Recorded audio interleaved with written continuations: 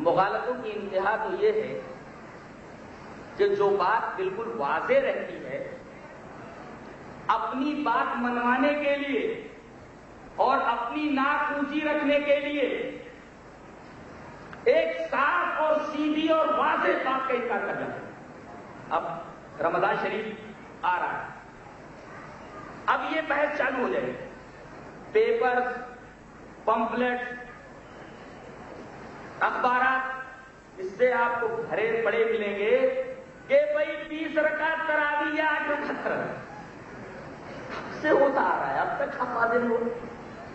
اور اس میں یہ کہا جاتا ہے کہ حضرت عمر رضی اللہ تعالی عنہ نے 20 رکعت تراویح کا حکم دیا، یہ بات کہی جاتی ہے نا، جبکہ معاملہ اس کے الٹا ہے، حضرت عمر رضی اللہ تعالی عنہ نے صرف 11 کا حکم دیا۔ اب بتائیے، ایک صاف بات کو اس طرح پیش کیا جاتا ہے کہ حقیقت چھپ جاتی ہے اور فسانے لوگ ذہن نشین کر بیٹھے۔ صاف روایت میں ہوتا ہے، امام مالک میں موجود ہے، روایت اس طرح ہے، وان سائب ابن یزید انه قال امر عمر بن الخطاب رضی اللہ تعالی عنہ ابی بن کعب وتمیم الداری ان يقوم للناس ب11 ركعة قال وكان القارئ يقرأ بالمئين حتى كنا نعتمد على العشي من طول القيام وما كنا ننصرف الا في وضوء الفجر۔ رواه مالک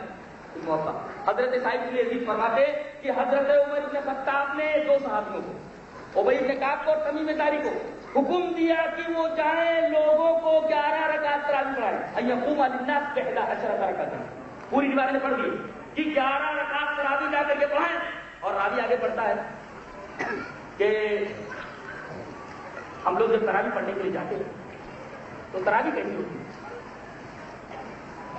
اٹھا پٹک نہیں ہوتی تھی،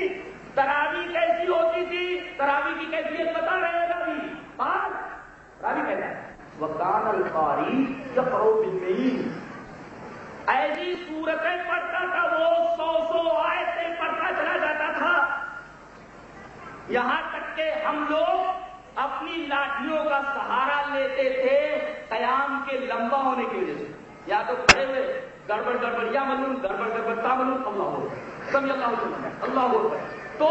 وہاں عالم یہ تھا کہ ہم لوگ اپنی لاٹھیوں کے اوپر سہارا لیتے تھے، حتی کنا نعتمد علی العصی من طول القیام، قیام اتنا لمبا ہوتا تھا کہ ہم اپنی لاٹھیوں کے اوپر سہارا لیتے تھے، وما کنا ننصرف الا فی وضوء الفجر، اور جب صبح ہونے کو ہوتی تھی تب ہم واپس لوٹتے تھے۔ ایک نکتہ یہاں سے لیتے جائیے، کہتے ہیں کہ تراویح الگ ہے اور تہجد الگ ہے۔ یہ لوگ تراویح کی بات کر رہے ہیں اور کہہ رہے ہیں کہ تراویح اتنی لمبی ہوتی تھی کہ ہم جب لوٹتے تو بالکل صبح صادق ہونے کے قریب ہوتا تھا، تھوڑا سا موقع ملتا تھا ہم کو سحری کھانے کا۔ بتاؤ یہ لوگ جب وضوء فجر نکلنے کے طلوع ہونے سے تھوڑا پہلے یہ لوگ جب تراویح پڑھ کر کے واپس ہوتے تھے تو بتاؤ موقع کہاں ملا تہجد پڑھنے کا؟ ذرا بتائیں، اس حدیث کے آئینے میں بھی تراویح الگ ہے اور تہجد الگ ہے۔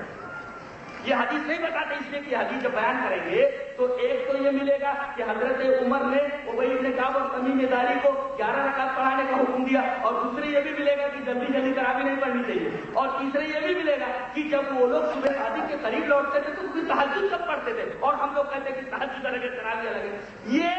روایت ہنسانے والی تھی، ان کے ہاتھوں پیروں میں بیڑیاں ڈالنے والی روایت تھی، لہٰذا